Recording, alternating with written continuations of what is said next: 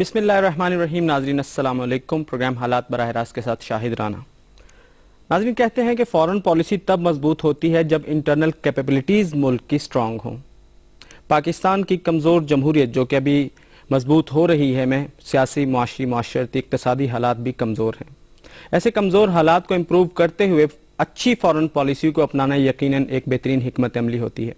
آج جبکہ خطے میں امریکہ کی طرف سے پریزیڈنٹ اوباما کا وزٹ ہونے والا ہے جو کہ بھارت کی طرف ہے، اس حوالے سے اور پاکستان کی انٹرنل پالیسیز جو کہ ایکسٹرنل پالیسیز کو بنانے میں مدد دیتی ہیں وہ کیا ہیں، مجموعی صورتحال سیاست پر کیا ہے، خطے کی سیاست کیا ہے، انٹرنیشنل ریلیشنز کے حوالے سے، ان تمام باتوں پر ہمارے ساتھ بات چیت کرنے کے لیے ایک ایسی شخصیت موجود ہیں جسے حال ہی میں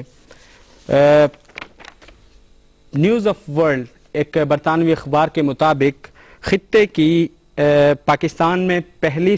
مضبوط سیاسی شخصیت، ایشیا میں 5ویں مضبوط سیاسی شخصیت اور دنیا میں 19ویں مضبوط سیاسی شخصیت کے طور پر کہا گیا. اور اسی کے ساتھ چین نے اپنی جو موجودہ حکمران کمیونسٹ پارٹی ہے اس کے ساتھ اس کو ریلیٹ کرتے ہوئے کہ پاکستان میں واحد پارٹی جو اس وقت ان کے ساتھ دوستانہ مراسم قائم رکھے ہوئے ہے وہ JUI ہے. یقیناً ناظرین آپ سمجھ گئے ہوں گے میرے ساتھ اس وقت موجود ہیں امیر جمعیت علماء اسلام پاکستان، امیر جناب مولانا فضل الرحمان صاحب. ویلکم ان دا شو. یقیناً مولانا فضل الرحمان صاحب آپ سمجھ گئے ہوں گے کہ اس وقت کرنٹ جو افیئر ہم کہیں گے آنے والا دورہ اوباما کا ہوگا جو کہ خطے میں ایک نیا بحث یا ڈیبیٹ شروع کریں گے کہ وہ کیا ہوگا. اس سے پہلے چونکہ مجھے آپ سے بہت سی چیزوں پر بات چیت کرنا ہے، میں آپ کی ذمہ داری جہاں سے شروع ہوتی ہے وہاں سے بات کرنا چاہوں گا کہ کشمیر کے حوالے سے آپ چیئرمین کشمیر کمیٹی ہیں. پچھلے دنوں جماعت اسلامی کی طرف سے بھی ایک بیان آیا کہ کشمیر پر کوئی پازیٹیو پیش رفت نہیں ہو پا رہی. کشمیر کے حوالے سے پچھلے دنوں آپ دیکھ رہے ہیں وائلنس بھی بڑھ رہا ہے خطے میں، آبادی میں جو کشمیر کی مقبوضہ آبادی ہے وہاں بھی انڈیا کا وائلنس بڑھ رہا ہے. ان تمام چیزوں کو سامنے رکھتے ہوئے جو کہ مایوس کن ہیں، آپ ابھی موجودہ حالات کو کس طرح دیکھتے ہیں اور آپ کیا سمجھتے ہیں کہ کیا پازیٹیو چینج آپ نہیں لا سکے؟ بسم اللہ الرحمن الرحیم. دیکھیے میں پارلیمنٹ کی کشمیر کمیٹی کے چیئرمین کی حیثیت سے بات کروں گا. ایک سیاسی جماعت جو عوام میں جاتی ہے، ریلیز کرتی ہیں اور ایک عوامی ماحول میں گفتگو کرتی ہیں، وہ ایک اپنا خاص ماحول ہوتا ہے اور اس میں اپنے جذبات کی ایک ترجمانی ہوتی ہے. لیکن جب آپ پارلیمنٹ میں ہوں، پارلیمنٹ کی کمیٹیز میں ہوں اور آپ کی کوشش یہ ہو کہ میں نے صرف اپنے جذبات کی ترجمانی نہیں کرنی بلکہ میں نے ملک کی اور حکومت کی بہتر پالیسیوں کی طرف اس کی جہت کو تبدیل کرنا ہے، ان کی ترجیحات کو تبدیل کرنا ہے، تو یہ بڑا ایک محنت طلب کام بھی ہوتا ہے اور اس میں بڑے ایک ذہنی امتحانات سے بھی آدمی گزرتا ہے. اس میں پوری کمیٹی میں تنہا ایک میں اپنی پارٹی سے ہوں اور اس کے چیئرمین کی حیثیت سے پورے پارلیمنٹ کی پارٹیوں کے جو نمائندگان ہیں ان کو کشمیر کے مسئلے پر پارٹی پالیٹکس سے اوپر رکھنا، اس کو اس بات پر آمادہ کرنا کہ کشمیر کے مسئلہ اگر متاثر ہو رہا ہے حالات کی وجہ سے، بین الاقوامی حالات کی وجہ سے، ہماری ماضی میں کچھ کمزور اور غلط پالیسیوں کی وجہ سے، اور تو ہم ان حالات سے کیسے نکل سکتے ہیں اور کیسے ایک سفر ہم نے کرنا ہے کہ جس میں ہم حکمرانوں کو اور ملک کے تمام اداروں کو ایک نئی جہت پر لا کر آمادہ کر سکے. جی تو ظاہر ہے جی کہ جب یہ پارلیمنٹ وجود میں آئی اور اس میں کشمیر کمیٹی تشکیل ہوئی اور مجھے اس کا چیئرمین بنایا گیا تو مسئلہ کشمیر جو ہے وہ ہمارا فوکس ہوا، یعنی اس پر ہم نے فوکس کیا اور ہمارے سامنے ظاہر ہے جی کہ جنرل مشرف کے زمانے سے 2001 سے افغان مسئلے میں پاکستان کو جس طرح الجھایا گیا اور ایک بین الاقوامی جو ترجیحات ہمارے اوپر جیسے مسلط ہو گئیں اور جس طرح ہم نے اپنی تمام تر سیاسی، دفاعی اور سفارتی توانائیاں کشمیر سے ہٹا کر پاکستان کے مغربی سرحدات کی طرف منتقل کر دیں اور افغان مسئلے میں ہم الجھ گئے اور ایک اسٹریٹجک پارٹنر کے طور پر ہم نے اپنے آپ کو متعارف کرایا امریکہ کا، اور وہ ایک طاقت کا استعمال تھا، وہ ایک جنگ کا ماحول تھا. پھر ظاہر ہے جی کہ جب ہماری توجہ کشمیر سے ہٹ گئی اور وہ مغربی سرحدات کی طرف منتقل ہو گئی تو انڈیا نے بھی تو ہاتھ پہ ہاتھ دھرے نہیں بیٹھنا تھا. اس نے بھی اپنا تمام تر دفاعی اثر رسوخ ہمارے مغربی سرحدات کی طرف منتقل کر دیا جی.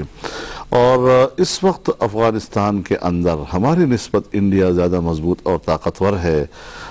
ہماری وہاں پر سیاسی یا سفارتی موجودگی اس قوت کے ساتھ نہیں ہے جس قوت کے ساتھ وہاں انڈیا موجود ہے. لیکن مولانا صاحب، کشمیر پر کیا بھارت کا افغانستان میں مضبوط ہونا کشمیر پر بھی اس کو مضبوط کر دیتا ہے کہ کشمیر ایشو کو بھی مزید پرولونگ کر دیا جائے یا لٹکا دیا جائے؟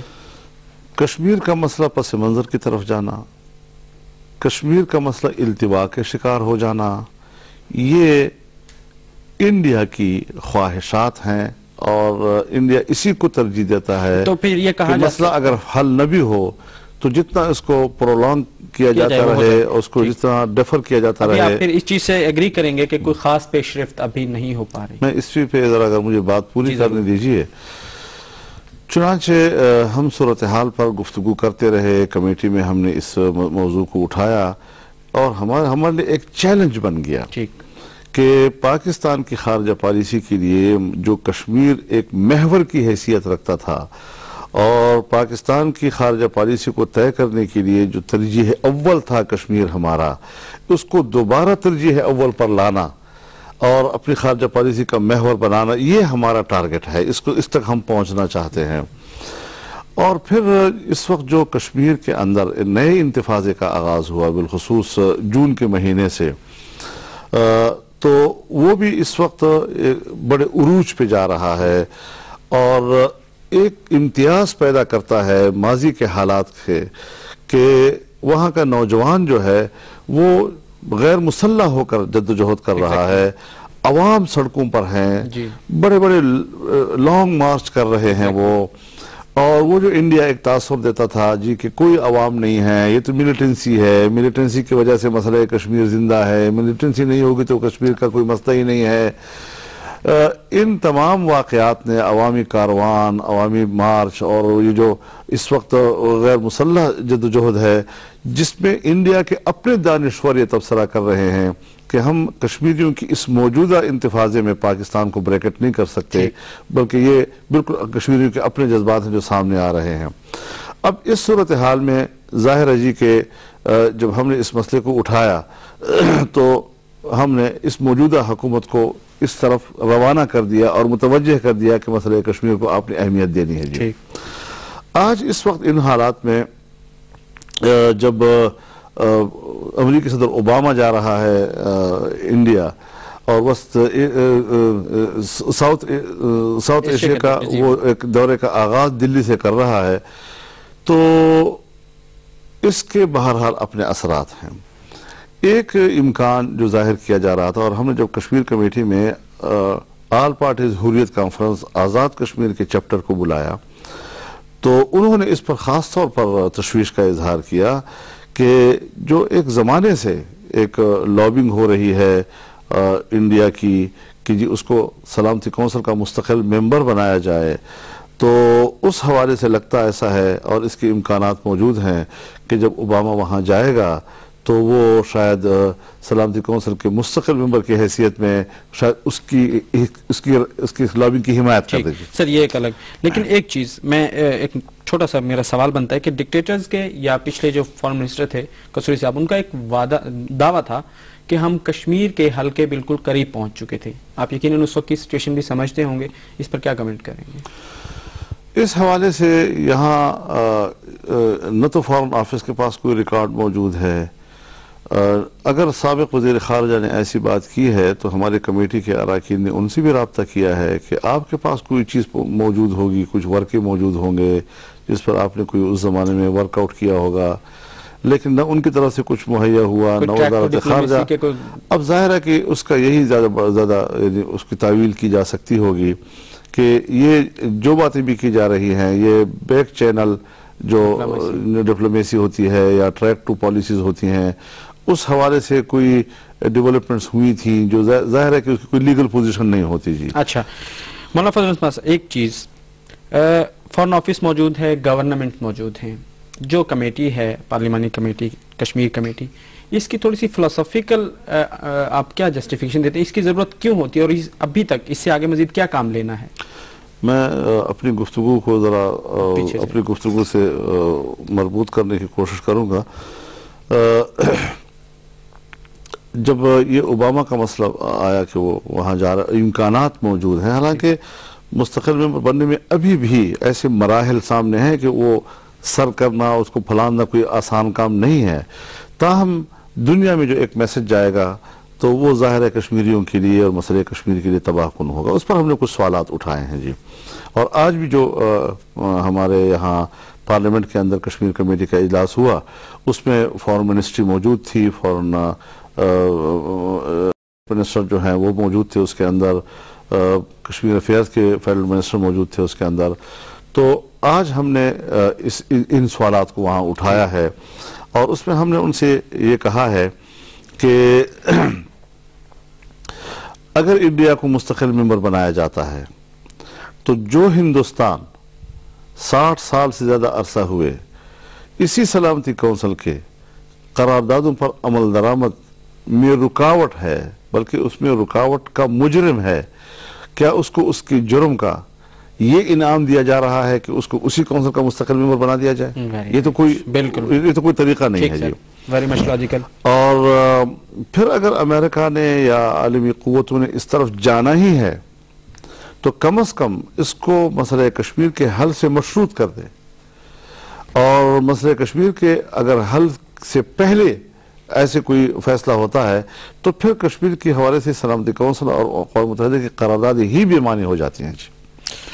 یقیناً سر کشمیر کمیٹی کا ایک رول یہ بھی ہے کہ وہ تمام افیئرز پر نظر رکھے اور حکومت کو سجیسٹ کرے کہ کیا کچھ اس کے مناسب یا اپروپریٹ حل ہو سکتے ہیں. پچھلے دنوں افغان ٹرانزٹ ٹریڈ ایک معاہدہ ہوا، ایک تھیسس ڈیولپ تھا کہ کمپلیکس انٹرڈیپینڈنسی کے تھیوری کے تحت جب ایک ملک دوسرے ملک سے تجارت چاہتا ہے اور اسے راستے چاہیے اور آئندہ آنے والے وقت میں جب ٹریڈ بڑھائے گا تو کچھ مجبوریاں ہوتی ہیں جن کو ان کو حل کرنا ہوگا. پاکستان کے پاس یہ کارڈ تھا یا چانس تھا کہ وہ بھارت کو سینٹرل ایشیا تک راستہ دینے کے وسط ایشیا تک راستہ دینے کے حوالے سے نیگوشیٹ کر سکتا تھا کشمیر کو، لیکن یہ معاہدہ ہو گیا اور تجارت کا معاہدہ افغانستان انڈیا اور انڈیا افغانستان چل پڑے گا. کیا آپ سمجھتے ہیں کہ کشمیر کی پالیسی پر اس سے کوئی نقصان یا سیٹ بیک آ سکتا ہے؟ دیکھیے ہماری غلط پالیسیوں کے جو کچھ بڑے افسوسناک پہلو ہیں وہ یہی ہیں کہ ہم 2001 سے دیکھ رہے ہیں کہ اس خیال میں کہ اگر اس خطے میں ہم اس طرح کے فیصلے نہ کریں کہ ہم فرنٹ لائن اسٹیٹ بن جائیں افغانستان کے حوالے سے تو کہیں ایسا نہ ہو کہ پھر ان حالات کا فائدہ جو ہے وہ انڈیا اٹھا سکے. جی اس خیال میں گم ہوتے رہے ہم، اور ہم ابھی تک اسٹریٹجک ڈائیلاگ میں مصروف ہیں اور انڈیا حقیقی معنوں میں اسٹریٹجک پارٹنر بن چکا ہے. جی اب اس حوالے سے اگر سیول نیوکلیئر معاہدہ ہوتا ہے تو وہ بھی انڈیا کے درمیان ہوتا ہے، اور اب ظاہر ہے جب ایک معاہدہ ہو گیا تو اس پر عمل درآمد کے جو اگلے مراحل اقدامات ہوں گے وہ خطے میں امریکہ کے ہوں گے، انڈیا کے ساتھ، پاکستان کے ساتھ نہیں ہوں گے. جی پاکستان کو تو صرف اتنی بڑی قربانیوں کے بعد جھولی میں کچھ مونگ پھلیاں ڈال کے راضی رکھنے کی کوشش کی جاتی ہے. اس طرح کے معاہدے پاکستان میں جو اجازت اب دوسری بات یہ ہے کہ دیکھیے اس بات کو سمجھنا چاہیے کہ پاکستان کی اقتصادی ترقی میں جو بنیادی رکاوٹیں ہیں یہ وہ دو دیواریں ہیں، جو ایک مغرب میں افغانستان کی صورت میں کھڑی ہے اور وسط ایشیا تک ہماری رسائی میں مشکلات پیدا کر رہی ہے، اور دوسری طرف کشمیر کا مسئلہ ہے جو ساؤتھ ایشیا تک ہمارے تجارت کے فروغ میں رکاوٹ ہے، اور قوم کو ہم خوش کر رہے ہیں کہ یورپی منڈیوں تک پاکستان کی رسائی کے لیے ہم نے معاہدے کر دیے. دیکھیے جب تک ہم اپنی معیشت اور اپنی تجارت کا انحصار مغرب پر رکھیں گے، یہ ایک مہنگا سودا ہے جس میں ہماری درآمدات میں تو اضافہ ہوگا لیکن برآمدات میں اضافہ نہیں۔ اور پھر بنیادی طور پر جب آپ کے مشرق اور مغرب میں جنگ کی کیفیت ہوگی، خون خرابہ ہوگا، اثرات اس کے ملک کے اندر آئیں گے، یہاں پر دھماکے ہوں گے، قتل و غارت گری کا بازار ہوگا، باہر کا انویسٹر تو بہت دور کی بات ہے کہ وہ یہاں آ کر اپنا پیسہ سرمایہ کاری کرے، لیکن آپ کا اپنے ملک کا سرمایہ کار باہر جانے کو ترجیح دے رہا ہے جی۔ تو اس لیے ہم لوگ جو ہیں خود تو وسط ایشیا تک ابھی تک افغانستان کی دیوار توڑ کر اپنی رسائی نہیں حاصل کر سکے، اور مغربی منڈی تک بات کر رہے ہیں اور انڈیا کو ہم راستہ دے رہے ہیں۔ اس سے آپ اندازہ لگائیں کہ انڈیا کی ڈپلومیسی جو ہے وہ اس حوالے سے کتنی کامیاب ہیں اور ہم اس حوالے سے کتنے پیچھے ہیں۔ اوباما کے دورے کے حوالے سے مولانا صاحب یہ بتائیے کہ بھارت کے عالمی طاقت کے ابھرنے پر ان کو خوشی ہے، اوباما صاحب کی سٹیٹمنٹ ہے، خطے میں آپ کیا سمجھتے ہیں موجودہ وزٹ کو، ان کا اس طرح آنا اور صرف انڈیا کا وزٹ ہونا، پاکستان کا نہ ہونا؟ چلیں بعد میں انہوں نے کہا لیکن دیکھتے ہیں کب۔ ابھی آپ اس سے کیا لیں گے کہ یہ کوئی ٹلٹ ظاہر کرنا ہے انڈیا کی طرف کہ زیادہ اہمیت؟ یہ کوئی آج کی بات نہیں ہے، اس پورے عشرے میں آپ جائیں، اس پورے عشرے میں آپ کو یہ ملے گا کہ کسی زمانے میں بش صاحب بھی آئے انڈیا تو کچھ وقت کے لیے پاکستان کی زیارت بھی کر لی کہ چلو ذرا تاثر ہوگی۔ اسی طریقے سے کلنٹن صاحب آئے، جب وہ انڈیا آئے تو ہم نے ترلے کیے کہ ایک قدم یہاں بھی رنجا فرما دیجئے، پھر وہ آئے اور 1 گھنٹہ یہاں 2 گھنٹے گزار کے چلے گئے۔ اب اوباما صاحب آ رہے ہیں تو تب بھی ہماری سوچ یہ ہے کہ ان کے آنے سے جو خطے میں ایک توازن ہے وہ برقرار نہیں رہ سکے گا، لیکن وہ واضح طور پر کہہ رہے ہیں کہ ہمارے اس خطے میں مفادات آپ کی بنسبت انڈیا سے زیادہ وابستہ ہو گئے ہیں، اور ہمارے لیے بہت ضروری ہے کہ امریکی مفادات کو سامنے رکھتے ہوئے پاکستان کے مقابلے میں ہم انڈیا کو زیادہ ترجیح دیں اور اس کو اہمیت دیں۔ اور آپ کو راضی کیا جا رہا ہے کہ اگلے سال پھر ہم پاکستان کا دورہ کریں گے، لیکن اس سے قبل ہم ایک وزٹ پاکستان کے صدر مملکت کا اور یا وزیر اعظم کا امریکہ میں کرائیں گے تاکہ ہم ان سے کچھ باتیں کر سکیں۔ تو اس حوالے سے یہ بات تو اب طے ہے کہ امریکہ انڈیا کو بمقابلہ ورسز پاکستان کے نہیں دیکھ رہا بلکہ وہ ورسز چائنا کے اس کو دیکھ رہا ہے جی۔ اور چونکہ اس کو یہ اندازہ ہے کہ آنے والے مستقبل میں جب عالمی سیاست میں امریکہ کی یک محوریت ختم ہوگی اور اس میں پھر ایک دوسرے گروپ کی قیادت چین کرتا ہوا نظر آ رہا ہے، تو اس کو کاؤنٹر کرنے کے لیے وہ خطے میں انڈیا کو ابھارنا چاہتا ہے تاکہ چائنا کو ذرا متاثر کیا جا سکے اور اس کے مقابلے میں ایک دوسری قوت متعارف کرائی جا سکے۔ ایک طرف پاکستان کی مضبوط فورن پالیسی یہ رہی کہ چائنا کے ساتھ ہمارا نیوکلیر جوہری معاہدہ ہوا اور وہ بھی کنٹینیو کر رہے ہیں ہم، امریکہ کا انڈیا کے ساتھ۔ تو اب جب ہم برابر کی بنیاد پر اس حد تک کر سکتے ہیں تو کشمیر کے ایشو پر ہم بہت زیادہ فوکس، یا آپ کی طرف سے اگر کوئی سجیشنز گئی ہیں حکومت کو کہ ہمیں بالکل فوکسڈ ہو کر اور بڑی اسٹریٹ فارورڈ یہ بات رکھنا ہے اپنی پالیسی کو، اور امریکہ کو بھی یہ بات باور کرا دی جائے کہ اگر آپ کشمیر کی بات کریں گے انڈیا آ کر تو دین خطے کے لیے بھی ایکسیپٹیبل ہوگا، پاکستانیوں کے لیے بھی، تو آپ سمجھتے ہیں کہ اس حد تک یہ بات کی جا سکتی تھی ابھی اور نہیں ہو رہی؟ اصل میں جی ایک ہے سوچ کی بات، ایک ہے اعصاب کی بات جی۔ ہمارے دماغ تو اتنے مفلوج نہیں ہیں کہ وہ اس حوالے سے سوچ سے معذور ہوں، لیکن ہمارے اعصاب پر بہت اس کا امتحان ہوتا ہے کہ وہ اپنی سوچ کو فالو کر سکیں۔ لہذا جب تک ہمارے حکمرانوں میں، مقتدر قوتوں میں، فیصلہ کن قوتوں کے اعصاب میں یہ قوت نہیں آئے گی کہ ہم امریکہ کی مخالفت کو افورڈ کر سکتے ہیں، اور ہم کبھی بھی نہیں چاہتے امریکہ سے دشمنی یا مخالفت، لیکن پاکستانی مفاد کی ترجیح ہر قیمت پر ہونی چاہیے، اور امریکہ سے بڑی واضح بات کرنی چاہیے کہ آپ کی اس ترجیحات کی اگر ہم پیروی کرتے نظر آئیں گے تو ہمارا یہ مفاد جو ہے یہ متاثر ہوگا، لہذا پاکستانی مفاد کا تحفظ پہلے ہے۔ یہ اعصاب ہمارے پاس نہیں ہیں، اور ہم پھر کہتے ہیں کہ ہم جئیں گے کیسے، ہم کھائیں گے کہاں سے، ہمیں تو پھر IMF کے قرضوں کی ضرورت ہوگی، اور وہ بھی آپ کے GST کا کنٹرول بھی ان کے ہاتھ میں ہے۔ پہلے قانون سازی کرو، ہمیں بتاؤ کہ ہم نے قانون، مہنگائی کرو، پھر اس کے بعد بتاؤ ہمیں، پھر ہم آپ کو نئی قسط دیں گے، اور یہ جو پچھلی قسط ہمارے پاس آئی ہے 1.5 کی، میرے خیال میں جب تک 1-2 ہفتے باقی تھے تو تب تک اس مدت میں ہم صرف 18 کروڑ ڈالر وصول کر چکے تھے. مجھے نہیں معلوم کہ اس دورانی میں ہم نے وہ وصولی کی یا نہیں کی. اور اب جو دوسری قسط آنے کو ہے تو اس میں بھی انہوں نے مشروط کر دیا ہے GST کے ساتھ، اور اگلے مہینوں میں ہم نے مہنگائی کو بہت اٹھا لینا ہے، پیسے کی قیمت بہت گر جانی ہے، اور پتہ نہیں ہمارے ملک میں کیا ہنگامہ ہوگا، اور اس قیمت پر ہم امریکہ کے پیروکار بن رہے ہیں. تو اس کے لیے ہمارے پاس ایک قوت فیصلہ اور اعصابی قوت کی بھی ضرورت ہے کہ جو عقل جو ہے وہ تو فیصلہ کر سکتی ہے لیکن اعصاب اس کا ساتھ نہیں دیتے. اب میں 2 چیزیں کہ اگر ہمیں یہ معلوم ہے کہ ہمارے اعصاب کمزور ہیں تو پارلیمنٹ تو اعصاب کو مضبوط کرنے کے لیے ایک ادارہ بنایا جاتا ہے کہ جہاں سے آپ اپنے اعصاب کی مضبوطی کے ساتھ فیصلے کرتے ہیں. کیا آج جمہوری حکومت میں اس طرح کی بات جو آپ کرتے ہیں پارلیمنٹ کے ہوتے ہوئے کچھ عجیب سی نہیں لگتی؟ دیکھیے پارلیمنٹ ہماری جو ہے اس کو ہم جمہوریت سے ذرا تعبیر کر لیں. ہمارے ملک کی جمہوریت بہت کمزور ہے، اور ہمارے ہاں تو جمہوریت جب جنم پاتی ہے وہ ایک بڑے وقفے کے بعد، ہر 10 سال کے بعد ایک نیا جنم ہوتا ہے. جی ہاں، بڑے ایک جس طرح ہے نا ایک وقفے کا ایک تصور، ہمارے یہاں جمہوریت کے وقفے کا بڑا تصور ہے. تو یہاں پھر وہ ابھی پاؤں چلنا بھی نہیں سیکھ چکا ہوتا کہ اس کو مسل دیا جاتا ہے. آج بھی وہ پس پردہ مقتدر قوتیں زیادہ طاقتور ہیں اور ہماری پالیسیوں پر زیادہ اثر انداز ہیں پارلیمنٹ کی ایک سول حکومت کے. سول حکومت جو ہے وہ صرف اس لیے ہے کہ ان کو گالیاں دی جائیں اور میڈیا اس پر تنقید کرتی رہے اور ہر آدمی آئے اور کوئی گند ہو اس کے اوپر ڈالتی رہے، لیکن اس کی کمزور پوزیشن کا اعتراف کرنا اور یہ کہنا کہ 2 سال ہو گئے اور ابھی تک آپ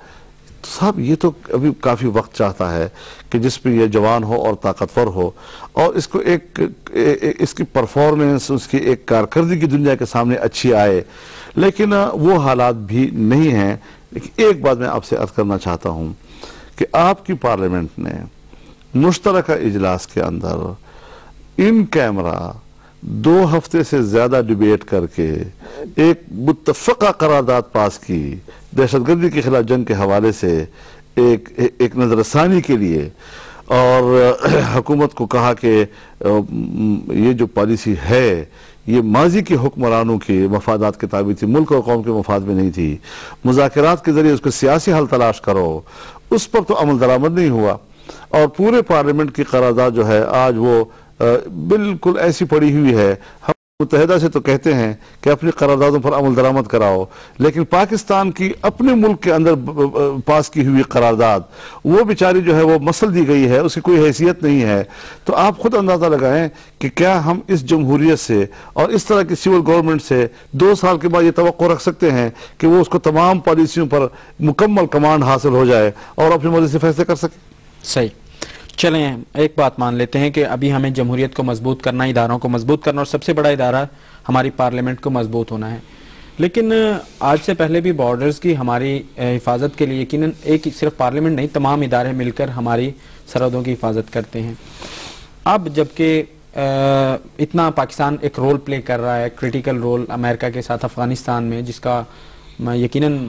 مانا بھی گیا پوری دنیا میں، ایک طرف دہشت گردی کی جنگ لڑ رہا ہے. ابھی اسی سے منسوب کرتے ہیں ایک بل پاس ہوا پچھلی جو چیزیں تھیں ان کو روکنے کے لیے، لیکن نہیں روک سکے، اس کو بھی کنٹینیو کیا جا رہا ہے، یعنی گیو اینڈ ٹیک چل رہا ہے. تو اس گیو اینڈ ٹیک میں ابھی آپ نہیں سمجھتے تھے کہ بھارت پر پریشر آ سکتا تھا؟ یہ زیادہ اچھا ٹائم ہے. ایک وہ پریشر تھا جب 9/11 ہوا لیکن ڈکٹیٹرز اس سے فائدہ نہیں اٹھا سکے. آج کیا آپ سمجھتے ہیں وہ سیم ایک سچویشن ہمیں ملی تھی اور ہم اس سے فائدہ نہیں اٹھا پائے؟ گزشتہ 2-3 مہینوں سے کشمیر کمیٹی کے مسلسل میٹنگیں ہوئی ہیں اور ان میٹنگوں نے ایک فضا بنائی ہے، اور یہ جو امکانات تھے اور کشمیریوں کو بھی بڑا خطرہ تھا اور تشویش تھی کہ کوئی مستقل ممبرشپ کے لیے کوئی فضا بن رہی ہے اور شاید امریکہ کے صدر کے اس دورے سے شاید وہ کوئی نتائج حاصل کر سکے. لیکن میں خراج تحسین پیش کرتا ہوں کمیٹی کو کہ انہوں نے اس دوران بالکل یعنی جیسے ایک جاگی ہوئی کمیٹی جو ہے اس کا کردار ادا کیا اور ایک فضا بنائی کہ جس کے بعد آج جب ہم نے اجلاس کیا تو وزارت خارجہ بھی اس بات پر اطمینان کر رہی تھی کہ شاید اس صورتحال میں تبدیلی آ گئی ہے اور یہ بات اب امریکہ کے لیے بھی کوئی حتمی نہیں رہی ہے کہ وہ فوری طور پر کوئی ایسا فیصلہ کر سکے گی. تاہم جس طرح 2001 کے بعد 9/11 کے بعد 2008 میں اکتوبر میں جس طریقے سے یہاں پاکستان کی پارلیمنٹ نے ایک قرارداد پاس کی تھی، آج پارلیمنٹ کی نمائندگی کرتے ہوئے اس کمیٹی نے حکومت کو واضح طور پر کہا ہے کہ پاکستان کا مفاد مقدم ہے، اور ان حالات میں امریکہ پر واضح کر دیا جائے کہ ایسی صورتحال میں جبکہ پاکستان کا مفاد تباہ ہو رہا ہو، اس کے لیے سلامتی کا سوال پیدا ہو رہا ہو، پاکستان کے لیے امریکہ کا اسٹریٹجک پارٹنرشپ برقرار رکھنا مشکل ہو رہا ہے جی۔ تو یہ ایک بڑی واضح سوچ ہے، اور میں نے پوری کمیٹی کے اراکین سے کہا، یقیناً میں اس کو ڈیولپمنٹ کہوں گا کہ کشمیر کمیٹی کے حوالے سے ایک بہت بڑی جرأت مندانہ ڈیولپمنٹ ہے۔ ان حالات میں امت مسلمہ کا ایک کانسیپٹ ہمارے ہاں لیا جاتا ہے، سوسائٹی ہماری سوچتی ہے کہ ہم امت مسلمہ کے حوالے سے بات کریں گے، کشمیر ایک امت مسلمہ کا مسئلہ بنایا جائے گا۔ کیا آج ان حالات میں جب ہم ایک وار اگینسٹ ٹیررزم میں ایک ایسے انجانے دشمن سے لڑ رہے ہیں جس کا تعین کرنا مشکل ہو جاتا ہے بعض اوقات، میں خود اس چیز کو مانتا ہوں، تو امت مسلمہ کا کانسیپٹ کیسے دیکھتے ہیں آپ؟ دیکھیے، ایک اچھی خواہش ہے، شملہ معاہدے کے تحت ہم نے تمام متنازع معاملات کو بائیلیٹرل بنا دیا جی، اور ایک ڈکلیئرڈ متنازع ہوتے ہیں جی۔ کشمیر کا مسئلہ ہمارے نزدیک متنازع ہے، انڈیا اس کو داخلی کہہ رہا ہے جی، داخلی مسئلہ ہے ہمارا جی، ایک طرفہ ہے۔ تو ابھی تک تو ہم اس کو ایک عالمی فورم پر نہیں لے جا سکے ہیں، اور ایک باہمی معاملہ جو ہے اس حوالے سے ابھی تک ہم انڈیا کا وہ اتفاق رائے حاصل نہیں کر سکے ہیں کہ یہ انڈیا کا حصہ ہے یا متنازع ہے۔ ہم مسلسل کہہ رہے ہیں کہ یہ متنازع ہے، اور ہمارا موقف صحیح بھی ہے، کیونکہ بین الاقوام کی جو رائے ہے وہ ہماری تائید کرتا ہے، ان کی تائید نہیں کرتا جی۔ رہی بات یہ کہ امت مسلمہ کی بات، کہ جہاں آپ انڈیا پاکستان کا مشترکہ مسئلہ بنانے میں رکاوٹ محسوس کر رہے ہیں، پوری امت مسلمہ کا مسئلہ، لیکن اس حوالے سے ایک ہے حکومتوں کا رول، ایک ہے عوام کا رول جی۔ عوام کی سطح پر امت مسلمہ کشمیریوں کے ساتھ ہے، اور اس میں پاکستان کی حمایت کر رہا ہے۔ حکومتوں کی سطح پر چونکہ ہم نے بھی اس کو بائیلیٹرل بنا دیا، اور جب ہم کسی عالمی فورم پر جاتے ہیں، OIC میں جاتے ہیں، اگرچہ OIC میں کشمیر گروپ بھی قائم ہو چکا ہے، اس حوالے سے کشمیر کے موضوع پر وہاں پر ایک میٹنگ بھی ہو جاتی ہے ان کی، لیکن کسی عالمی فورم پر اس مسئلے کو ہم انسانی حقوق کے حوالے سے بھی لے جانے کی کوشش کر چکے ہیں، لیکن ہماری لابنگ اتنی کمزور ہوتی ہے کہ ہم وہاں پر بھی کوئی خاطر خواہ نتائج حاصل نہیں کر پاتے ہیں جی۔ تو اس حوالے سے کشمیر کمیٹی نے ان کمزوریوں کی بار بار نشاندہی بھی کی ہے، اور وزارت خارجہ کو اب ہم نے خطوط لکھے ہیں، چاروں صوبوں کے گورنرز کو، چاروں صوبوں کے وزراء اعلیٰ کو، سپیکرز کو، صوبائی اسمبلی کے رول کو کشمیر کے حوالے سے اٹھانا، وفاق کو، ہم نے میڈیا کو اپیل کی ہے، اور وزارت خارجہ کو ہم نے خط لکھے ہیں کہ پورے دنیا میں جو ہمارے مشن ہیں ان کو واضح طور پر متحرک کیا جائے کہ وہ وہاں پر پاکستانی کمیونٹی اور مقامی کمیونٹی اور وہاں کی حکومت سے روابط بڑھائے، اور کشمیر کے لیے وہاں پر سوسائٹی کو متحرک کرے جی۔ میں ایک چیز سر جاننا چاہوں گا، یقیناً آپ نے کہا کہ کمزور جمہوریت کو مضبوط کرنے میں پارلیمنٹ کا رول مزید بہتر بنایا جا رہا ہے۔ چودھری نثار صاحب نے پچھلے دنوں ایک بیان دیا کہ ایک بھی اتحادی جماعت اگر حکومت سے ہٹ جاتی ہے تو حکومتیں کمزور ہیں، گر سکتی ہیں۔ مختلف اتحادی جماعتوں کی طرف سے اکثر چلتا رہتا ہے سلسلہ کہ شاید الگ ہونے کی بات ہو رہی ہے اور منایا جاتا ہے۔ آپ کے اتحاد کے حوالے سے بات کروں گا، جب اتحاد ہوتے ہیں تو کیا نظریات جو ہیں ان کو پس پشت ڈال کر اتحاد ہوتے ہیں، یا کوئی نظریات پر کمپرومائز کر لیا جاتا ہے؟ یقیناً میں یہ نہیں کہوں گا کہ آپ کی طرف سے ڈائریکٹ کبھی تھریٹ آیا حکومت کو، لیکن چونکہ چیزیں صحیح یا غلط ان کا تعین کرتے ہوئے کبھی نہ کبھی اشارہ دیا جاتا ہے کہ ان چیزوں پر آپ متفق ہیں اور ان چیزوں پر نہیں۔ آپ کیا سمجھتے ہیں، آئیڈیالوجیکلی ملاپ ہوا تھا یا کوئی کمپرومائز ہوتا ہے؟ دو چیزیں ہوتی ہیں جی، یا تو آپ نظریاتی سیاست کریں گے یا آپ اقتدار کی سیاست کریں گے، پاور پالیٹکس اور آئیڈیالوجک پالیٹکس، تو دو قسم کی سیاستیں ہیں یہاں پر جی۔ اب ظاہر ہے کہ جب آپ کسی پارٹی سے پوچھیں گے تو ہر ایک کہتا ہے ہم نظریاتی سیاست کر رہے ہیں جی، لیکن یہاں پر جو ایک صورتحال ہم دیکھ رہے ہیں، ہر پارٹی کو حق ہے کہ وہ اپنی ترجیحات کا تعین کرے۔ ہم نے بھی اپنی ترجیحات کا تعین کیا ہوا ہے جی۔ ہماری ترجیحات میں بنیادی چیز یہ ہے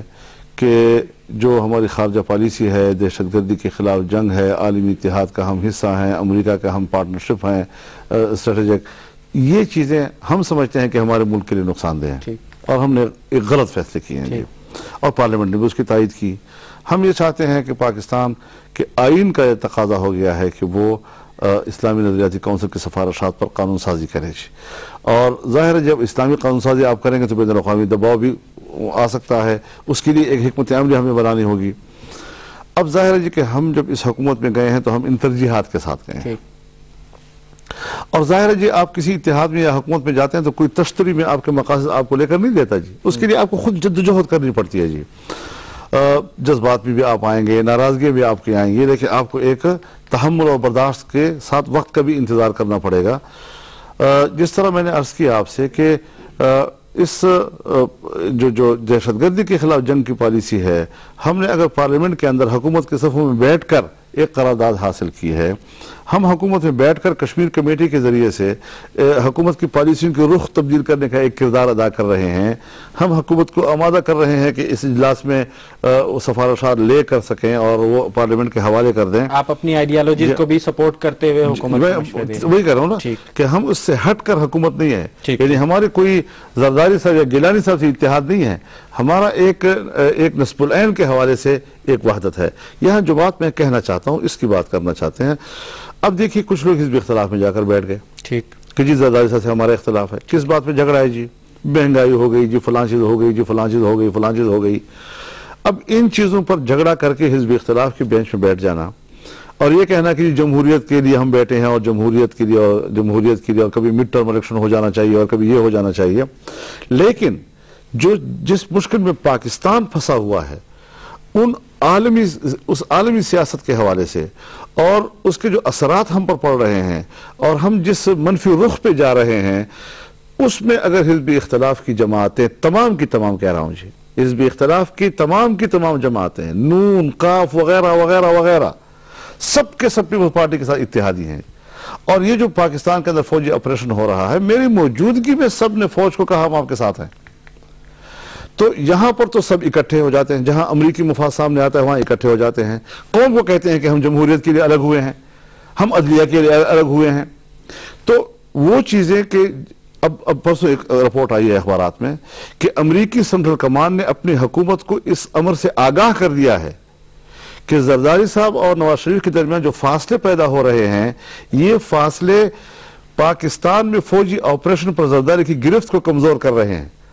لہذا امریکہ فوری طور پر اس کا نوٹس لیے کیوں دور ہو رہے ہیں جی؟ یعنی آپ اندازہ لگائیں کہ بڑا آقا بھی ان دونوں پر نظر رکھا ہوا ہے کہ کہیں یہ ایک دوسرے سے دور تو نہیں ہو رہے. تو اس کا معنی یہ ہے کہ اب تک جو یہ گزارا کرتے چلے آ رہے ہیں اور جس کے بارے میں کہا کہ بڑا مثبت رول ہے اپوزیشن کا، اس کا محور تو نظر آ گیا نا کہ کیا محور ہے اس کا جی، وہ نہیں ہے جو قوم کے سامنے رکھا جا رہا ہے. تو یہ چیزیں ہوتی ہیں کہ ہم حکومت میں رہتے ہوئے اپوزیشن کرتے ہیں اور وہ اپوزیشن میں بیٹھ کر حکومت کرتے ہیں. تو میں نے کہا کہ اگر میں حکومت چھوڑوں گا، میں نے کہا جب میں حکومت چھوڑوں گا تو جہاں سے اٹھوں گا وہیں بیٹھوں گا. ٹھیک ہے، جگہ تبدیل نہیں ہوگی. ٹھیک ہے، بہت خوبصورت انداز میں آپ سمجھا رہے ہیں، لیکن شاید ابھی بہت سی چیزیں ایسی ہیں ڈائریکٹ ہے. مجھے یہ بتائیے موجودہ حکومت کو کس طرح دیکھتے ہیں؟ مہنگائی یا جو تیل کا بڑھنا، گیس کی لوڈ شیڈنگ، حالات، پیسے کا نہ ہونا، باہر سے قرض لینا، IMF کی شرائط پر آنا، آج تھوڑا سا آپ حکومت میں رہتے ہوئے مخالفت تھوڑا سا کیسے دیکھتے ہیں؟ بجا آپ نے فرمایا اور میں ان مشکلات کو جانتا ہوں. دیکھیے پالیسی سے ماحول بنتا ہے، جب تک آپ کی پالیسی صحیح جائے اس کے نتائج اثرات اس پر وہی مرتب ہوں گے. ہم ہمیشہ روزمرہ کی صورتحال کو دیکھتے ہیں. مولانا صاحب ایک معذرت چاہوں گا، بیچ میں ایڈ کرتے ہیں تاکہ آپ اس کو مد نظر رکھیں. کیا اس سے اپوزیشن جو بات کرتی ہے مڈ ٹرم الیکشن کی یا چینج کی، ان حالات کے وجہ سے چینج آ سکتا ہے یا آئے گا؟ اس پر بھی فوکس نہیں، اس کا تو امکان نہیں ہے، اس کو چھوڑیں جی. جہاں تک مسئلہ ہے معیشت کا، مہنگائی کا، اب ظاہر ہے جی کہ غریب آدمی اگر کراہ رہا ہے تو آپ اس کی تکلیف کو نظر انداز تو نہیں کر سکتے جی. اگر ایک آدمی کی قوت خرید جواب دے رہی ہے آپ اس کو نظر انداز تو نہیں کر سکتے جی. لیکن اس کو یہ بتانا بھی ضروری ہے کہ جب تک ہماری پالیسیاں یہ ہوں کہ جس کے نتیجے میں جنگ بڑھک رہی ہو، بڑھتی جا رہی ہو، تو جس ملک میں اور جس خطے میں جنگ ہوگی یہ بتانا بھی ضروری ہے کہ جب تک ہماری پالیسیاں یہ ہوں کہ جس کے نتیجے میں جنگ بڑھک رہی ہو، بڑھتی جا رہی ہو، تو جس ملک میں اور جس خطے میں جنگ ہوگی وہاں اقتصاد کمزور ہوگا آپ کا، وہاں آپ کا باہر کے قرضوں پہ انحصار ہوگا۔ اب جب ہمیں قرضے ملیں گے اور 50-60 ارب ڈالر سے ہمارے قرضے بڑھ جائیں گے، اس کی ادائیگی کے جب ہم سے مطالبہ ہوگا تو ہم اپنے ٹیکسز کو بڑھائیں گے، اور جب ہم ٹیکسز بڑھائیں گے تو پھر اس کے بعد قیمتوں میں اضافہ کریں گے، جب قیمتوں میں اضافہ کریں گے پھر اس کے نتیجے میں روپے کی قیمت کم ہوگی تو 10 روپے والی چیز آپ کو اب 20 روپے بھی ملے گی۔ تو یہ ساری چیزیں مل ملا کے اس کے لیے ناگزیر ہے یہ بات کہ ہم بنیادی اور اساسی پالیسیوں کی طرف جائیں، اور جب تک ہم اس میں امریکہ کی پالیسیوں کو تابع کریں گے، جنگ کی پالیسی کو اپنائیں گے، IMF پر انحصار بڑھائیں گے، ورلڈ بینک پر انحصار بڑھائیں گے، باہر کی دنیا سے قرضے لے لے کر ہم ملک کی معیشت کو چلائیں گے، آپ نہ مہنگائی سے نکل سکتے ہیں اور نہ آپ کرپشن سے نکل سکتے ہیں۔ ابھی آپ نے فرمایا کہ دوسری پارٹیز بھی امریکی مفاد پر آ کر اکٹھے ہو جاتے ہیں، پھر کون سی ایسی پارٹی ہوگی جو بنیادی اساس کی طرف جائے گی؟ کس کو آپ دیکھتے ہیں؟ ابھی تو میں اپنے آپ کو تنہا محسوس کر رہا ہوں۔ بہت خوبصورت، اگر آپ سمجھتے ہیں کہ انشاءاللہ اگر آپ اس طرح سے لیڈ کر سکیں گے تو یقیناً وہ وقت بھی ہم دیکھنا چاہیں گے۔ تھوڑا سا میں بلوچستان کی طرف آنا چاہوں گا۔ آپ نے گلگت بلتستان میں ایک کامیابی حاصل کی، وہاں سیکٹیرین وائلنس آئے، لیکن آپ کی کوشش رہی کہ حالات کو بہتر بنایا جائے۔ میں حکومت بھی آپ سے یقیناً مشورے اور دوسرے حالات میں بھی آپ سے تعاون کے لیے اکثر ذکر ہوتا رہتا اور کرتی ہیں۔ بلوچستان پر آپ نے کبھی سجیسٹ کیا حکومت کو، کچھ آپ سمجھتے ہوں، کچھ آپ کا اپنا ویژن ہو کہ اس طرح سے ہم بہتر کر سکتے ہیں؟ آپ کی وہاں صوبائی نمائندگی بھی ہے، قومی اسمبلی میں بھی نمائندگی ہے، تو آپ اس کا کیا حل تجویز کرتے ہیں؟ کس حوالے سے مثلا؟ بلوچستان کے جو مسائل ہیں اس وقت، عوام دور ہے حکومت سے، یا بلوچستان کے ہمارے جو انٹرنل ایک ان لوگوں کی دوری ہے حکومت کی طرف سے بھی دکھ ہے ان کے، یا بلوچستان میں جو انسرجنسی ہے ایک باہر کا کچھ فیکٹر اس میں کہا جاتا ہے کہ شامل ہے، ان تمام عناصر کو اندر سے کون ان کو ایکسیپٹ کرتا ہے، قبول کر لیتا ہے، ان تمام عناصر پر، تاکہ بلوچستان کی آئندہ آنے والی جو وقت ہے اس کو مضبوط پاکستان کی طرف لے جایا جائے۔ دیکھیے، جہاں تک افغانستان کے وہ علاقے ہیں جہاں آپ نے فرمایا کہ وہاں انسرجنسی ہے، وہ صورتحال اگر اس کی زمینی حقیقت اور زمینی نقشہ لیا جائے تو یہ صوبہ پختونخوا کے قبائلی علاقوں سے زیادہ یعنی خطرناک ہے جی۔ یہاں پر آزادی کا نعرہ کسی نے نہیں لگایا، وہاں پر آزاد بلوچستان کے نعرے لگائے گئے، یہاں پر پاکستان کا جھنڈا کسی نے نہیں جلایا، پاکستان کا جھنڈا کسی نے اتارا نہیں، وہاں پاکستان کے جھنڈے تمام اسکولوں میں اتار دیے گئے اور کسی اسکول میں آپ پاکستان کا جھنڈا ہی نہیں کھڑا کر سکتے۔ یہاں پر کسی اسکول میں آپ نے نہیں دیکھا کہ وہاں پر کہا یہ ترانے کیوں بجتے ہیں پاکستان کے، وہاں پر پاکستان کے ترانے بھی ممنوع قرار دے دیے گئے۔ وہاں کی صورتحال زیادہ گمبھیر نظر آتی ہے بنسبت یہاں کے جو فرنٹیئر کی صورتحال ہے جی۔ لیکن تاہم کہا جا رہا ہے کہ جی ہم وہاں پر بلوچوں کے ساتھ ان کے زخم پر مرہم رکھنا چاہتے ہیں، ان کے ساتھ گفتگو کرنا چاہتے ہیں، بات چیت کرنا چاہتے ہیں، اور یہ اچھی پالیسی جی بالکل، یہ حکومت کی پرائورٹیز میں ہے، میں اس کی حمایت کرتا ہوں جی۔ لیکن یہ مشورہ ضرور دینا چاہتا ہوں کہ یہی پالیسی آپ کی سرحد میں ہونی چاہیے، دو معیار نہیں ہونے چاہیے جی۔ اور جب میں نے حکومت کے ذمہ داران سے بات کی ہے تو وہ کہتے ہیں جی ہم یکساں رکھ نہیں سکتے۔ کیوں بھائی؟ کہ جی وہ جو بلوچستان کی صورتحال ہے وہ ذرا ہمارا انٹرنل مسئلہ ہے اور اس میں ہماری انٹرنل پالیسی کو دخل ہے، یہاں جو ہے ذرا بین الاقوامی پالیسیوں کا دباؤ ہے ہمارے اوپر۔ اس بات کو میٹنگوں میں تسلیم کرنے کے باوجود پبلک کے سامنے کہتے ہیں ہم تو اپنی داخلی جنگ لڑ رہے ہیں۔ ٹھیک، داخلی جنگ ہماری تب ہوگی جب ہم ایک جملے میں اعلان کرتے ہیں کہ پاکستان کی پارلیمنٹ کی قرارداد کی پیروی کرتے ہوئے ہم اب عالمی اتحاد کا حصہ نہیں رہے ہیں دہشت گردی کے خلاف جنگ میں۔ چنانچہ وہ طبقہ جو بندوق ہاتھ میں لیے ہوئے اس نظریے کے ساتھ پاکستان سے لڑ رہا ہے کہ تم امریکہ کے اتحادی ہو، وہ فوراً بندوق رکھ دے گا کہ اب ہم پاکستان سے جنگ نہیں لڑتے۔ اگر تھوڑا سا 15%، 20% گروپ رہ بھی جاتا ہے پھر آپ کہیں گے اب ہمارا داخلی مسئلہ ہے۔ لیکن ہم اس کی ہمت تو کریں کہ اس بات پر آئیں تو صحیح، داخلی معاملہ ہو اپنے ملک کے لوگوں کے ساتھ لوگ بات کرتے ہیں، گفتگو کرتے ہیں اور معاملات کو طے کرتے ہیں۔ لیکن آپ نے ڈکلیئر کر دیا کہ نہیں اب میں جنگ لڑنی ہے، آپریشن کو لانچ کر دیا ہے، لڑ رہا ہوں، اب آپ مجھے بتائیں جی صوبہ سرحد ہے، مثال کے طور پر پختونخوا کا صوبہ ہے، آپ کا سوات ہے، باجوڑ ہے، محمد ایجنسی ہے، اورکزئی ایجنسی ہے، آپ کہہ رہے ہیں کہ ہم نے وہاں پر آپریشن مکمل کر دیا اور کامیاب ہو گیا، جبکہ دور دور تک ابھی یہ امکانات نہیں ہے کہ آپ ایک فوجی سپاہی بھی وہاں سے وڈرا کریں اور وہاں سے واپس لائیں جی. اور جب آپ کا وہاں پر سے فوجی واپس نہیں آئے گا اور اضلاع کے اندر بھی غیر اعلانیہ ماشاء اللہ کی کیفیت ہوگی کہ ایک پولیس افسر کو بھی وزیر اعلیٰ تبدیل نہیں کر سکتا جب تک کور 11 سے اس کو اجازت نہیں ملتی، اگر اس پر اعتراض ہو جائے تو پھر نہیں ہو سکتا. تو پھر ایسی صورتحال میں آنے والے مستقبل میں نہ تو ان علاقوں میں حکومت کی عملداری ممکن ہو سکتی ہے، نہ آنے والے مستقبل میں وہاں سیاسی عمل ممکن ہو سکتا ہے. ایک چیز میں جاننا چاہوں گا اپوزیشن پارٹیز کے حوالے سے، اس وقت جن کو آپ نے کہا کہ اپوزیشن میں بیٹھ کر حکومت میں بعض اوقات رول پلے کرتے ہیں، آپ سمجھتے ہیں کہ آپ کی اس آرگومنٹ پر وہ آن بورڈ ہو سکیں گے آپ کے ساتھ، جو آپ نے فرمایا کہ اگر ہم امریکہ سے دستبرداری ہونے کی بات کرتے ہیں؟ دیکھیے بات یہ ہے، سب کا یہ نظریہ ہے اور سب حقائق کو جانتے ہیں. کچھ لوگ کسی کو امریکہ کو ناراض کرنے یا فوج کو ناراض کرنے کے لیے بات کہتے نہیں ہیں جی، اندر سب کی یہی بات مچل رہی ہے جی. میں تو یہی کہتا ہوں کہ ہمارے پاس سوچ ہے، اعصاب کی کمزوری ہے، تھوڑا سا اعصابی قوت کے ساتھ آگے آئیں تو خیر خیریت ہو جائے گی. تھوڑی سی آنکھیں دکھائی ہماری فوج نے، تھوڑی سی آنکھیں دکھائی ہماری فوج نے، اور جناب کہا جی ہم آپ کے ساتھ بات کرنا چاہتے ہیں، ہم معافی مانگتے ہیں، یہ کرتے ہیں وہ کرتے ہیں. ہمارے اندر قوت ہے لیکن ہم اپنی قوت کو عاجزی کے طور پر پیش کرتے ہیں، ہم نے قوت کو قوت کے طور پر پیش نہیں کیا. صحیح. اس وقت آپ کیا سمجھتے ہیں؟ آپ نے بالکل خارج از امکان قرار دیا میری بات کو کہ کوئی چینج کی بات ہوتی ہے. یہ ریمرز جو ہوتی ہیں، یہ جو افواہیں ہوتی ہیں، یہ جو آپ نے ایک میڈیا کی بھی مثال دی کہ میڈیا کا کام ہے تنقید کرنا، کہ یقیناً میڈیا کا ایک جگہ پازیٹیو کام بھی ہے کہ وہ تنقید جو ہے وہ اس لیے کی جاتی ہے تاکہ امپرومنٹ آئے. آپ کیا سمجھتے ہیں کہ جمہوریت میں امپرومنٹ، ان حالات میں امپرومنٹ لانے کے لیے آپ اس وقت کیا سجیسٹ کرتے ہیں حکومت کے اس سیاسی منظرنامے میں؟ یقیناً تنقید کو سنجیدگی سے لینا چاہیے.